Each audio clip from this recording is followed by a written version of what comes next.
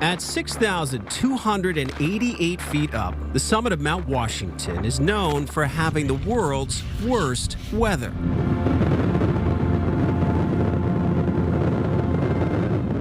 Wind speeds regularly gust over hurricane force, usually about every other day in the winter, and over 100 miles per hour every 3 days. So it's pretty relentless. To study the extreme weather, observers from the Mount Washington Observatory go outside each hour, year-round, to document conditions. I got a wet bulb temperature of about 8.9 degrees and a dry bulb temperature of about 10.0 degrees. Today was nice, but up here things can quickly turn. Just ask operations manager Mike Carmen.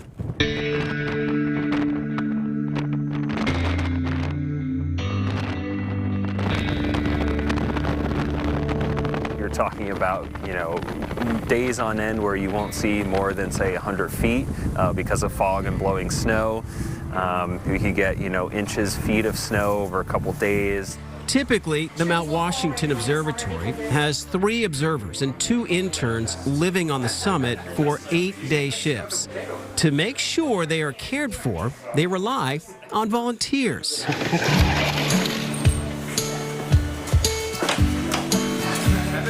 We join the team on changeover day, where a fresh group of observers, volunteers, and supplies are loaded onto a snowcat and driven up the snowy auto road to the summit.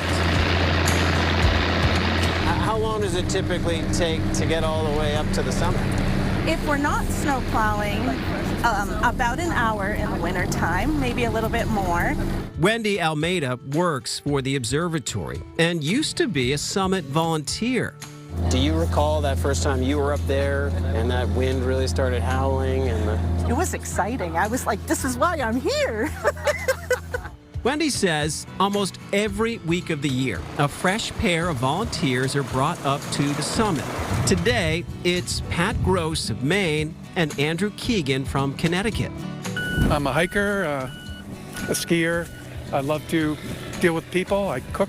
I've been really, really lucky to have some really great weather up here. And the views are just phenomenal.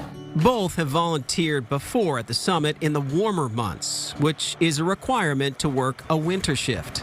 Do you have volunteers that will do this year after year after year? Yeah, we have, there are some volunteers, 25 years or more, every winter they're up here.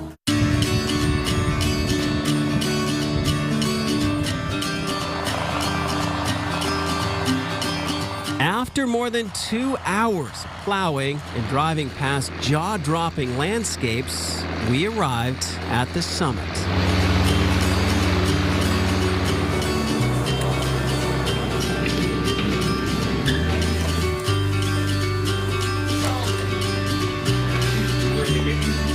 First up for Pat and Andrew.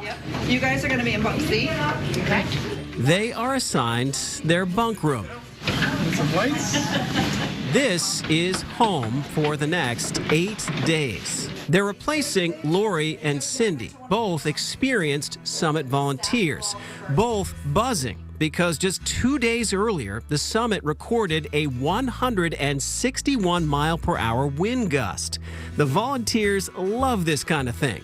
So we went up into the tower when it was 122 mile an hour sustained winds, and that was just surreal. Like, it was the coolest thing. Like, That was a record. I did this. That was a record for me. Changeover is also a good chance to learn the ropes. And what time is dinner? 6 o'clock. Okay. And when you That's call good to them, know as well. There's recyclables go on the end in the trash barrel. As caretakers, they help clean the space, help watch over Nimbus, the cat, prep the beds, and cook meals.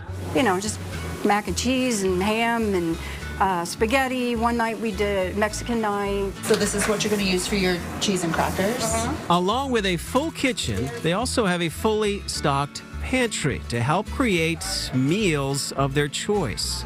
It's amazing. The first time I came up here, I was like, wow. I can't believe they have all this stuff on the top of Mount Washington. They need it. This summit space sometimes hosts education trips. There could be upwards of 17 people for dinner. volunteers don't always have a lot of cooking experience. I'm a nursing professor, okay? I mean, I do accounting. I'm an accountant too. we can count them. I hope they don't starve this week.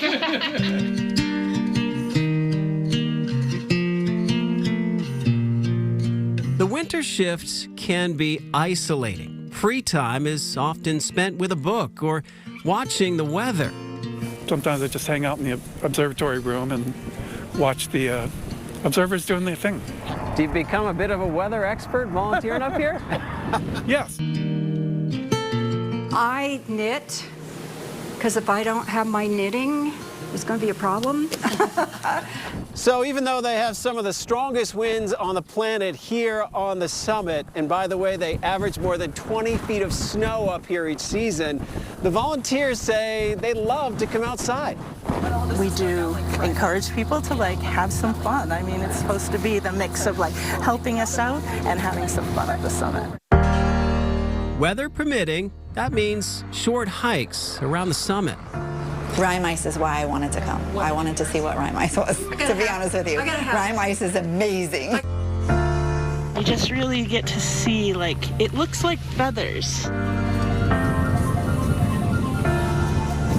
Being part of this unique weather research is all part of the adventure up here, which is why many of these volunteers keep coming back. Do you think you'll keep doing this? Oh, definitely, yeah. Yeah, I really get a kick out of it. I am absolutely flabbergasted to have had this experience for as long as I have. And I hope to continue this experience until I'm her age.